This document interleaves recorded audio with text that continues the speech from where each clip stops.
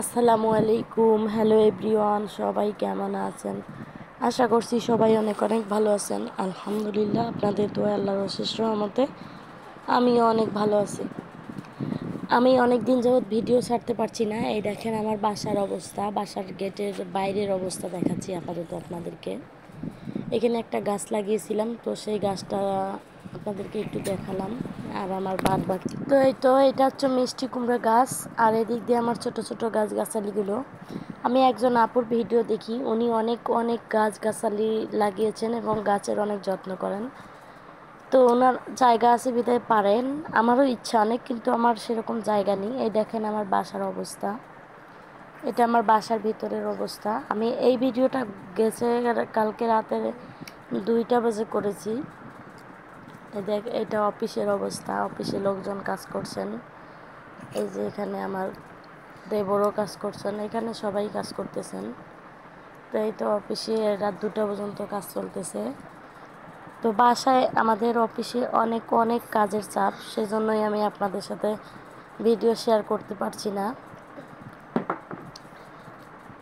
আর আমি video share করতে পারছি না বিধায় আমার চ্যানেলটাও দিন দিন ডাউন হয়ে যাচ্ছে।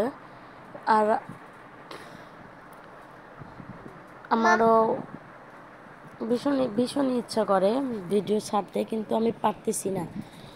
সব কিছু মিলে ঝিলে ভিডিও করা, ভিডিও এডিটিং করা, ভয়েস দেওয়া সব মিলে, এমনিতেই তো আমি তেমন কিছু বুঝি না শর্টকাট কীভাবে কী করতে হবে। তারপরেও ছোটো ছোটো রিলস ভিডিও আমি ছাড়ি। আমার প্রিয় 2জন আপু, একজন কলকাতা থেকে আমাকে একজন দিদি ফলো করেন, আমি এই মুহূর্তে নামগুলো বলতে পারতেছি না। তো ওরা আমাকে এত ভালোবাসেন যে আমাকে সব সময় কমেন্ট করে জিজ্ঞাসা করেন, দিদি তুমি ভিডিও দাও না কেন, আপু ভিডিও দাও না কেন। আপু এই যে আমার অবস্থা। আরও একজন আপু আছেন, সাভার থাকেন, উনিও, ওনার চ্যানেলের নামটা এই মুহূর্তে ভুলে গেছি।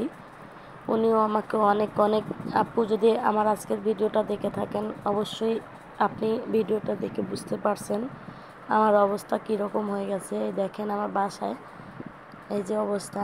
আমাদের বাসা অফিস একসাথে থাকার কারণে এই অবস্থা। আমাদের অফিসে জায়গা হয় না, অফিসে জায়গা না হওয়ার কারণে এই যে বাসার ভিতরে রাখা লাগে। এখানে আমার ছেলে মেয়ে 2টা ঘুমাচ্ছিল রাতের বেলা, এক একটা আরেক একটার উপরে কী অবস্থা হয় ঘুমাইছে। এই যে রুমের খাট পর্যন্ত খুলে ফেলা হয়েছে আমাদের, এই আপনার হচ্ছিল গার্মেন্টসের মাল দিয়ে একবার ভরে গেছে। শুধু আমার ফ্রিজটাও এখানে একটু ব্যবহার করার জন্য রাখছি। এটাও দেখতে পাচ্ছেন একদম বাসার বারান্দা, বাসা গেটের সামনে দিয়ে তো আপনাদেরকে দেখিয়ে দিলাম।